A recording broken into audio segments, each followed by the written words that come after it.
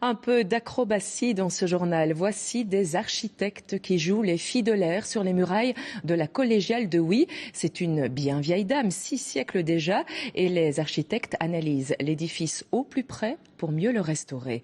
Louis Matagne. Suspendu à 30 mètres de hauteur, au plus près des murs en calcaire de la collégiale de Huy. Ces cordistes sont avant tout des architectes à l'affût des moindres défauts et problèmes sur un bâtiment vieux de 6 siècles.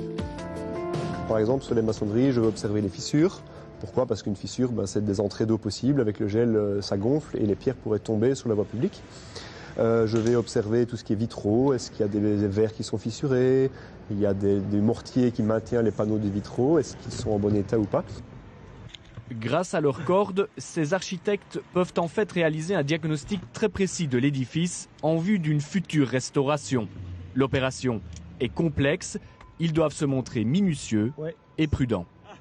L'idée, c'était de se mettre de part et d'autre des vitraux pour ne pas risquer de s'appuyer dessus avec les pieds, quoi. Donc on essaye d'avancer à tâtons pour être sûr de ne rien endommager. La collégiale Notre-Dame de Huy trône au bord de la Meuse depuis le XIVe siècle. De style gothique, elle a subi les affres du temps.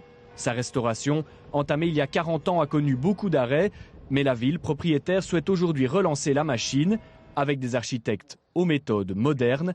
À l'intérieur de l'édifice, ce pilote de drone réalise ce qu'on appelle une photogrammétrie. On va faire des milliers de photos intérieures et extérieures de la collégiale, de manière à pouvoir faire un assemblage complet de toutes ces images-là pour en faire un modèle 3D. Donc avec ça, ils vont garder l'historique de toute la collégiale pour prioriser les opérations de réparation.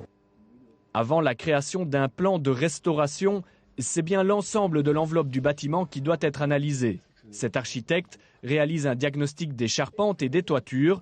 C'est peut-être là que se trouve l'urgence. C'est souvent le cas pour la plupart des monuments sur lesquels on n'est plus intervenu depuis longtemps.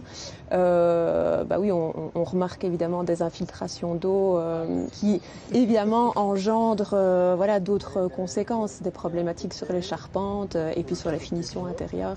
L'analyse complète de la collégiale de Huy prendra encore plusieurs semaines. La restauration colossale qui suivra pourrait quant à elle durer plusieurs années.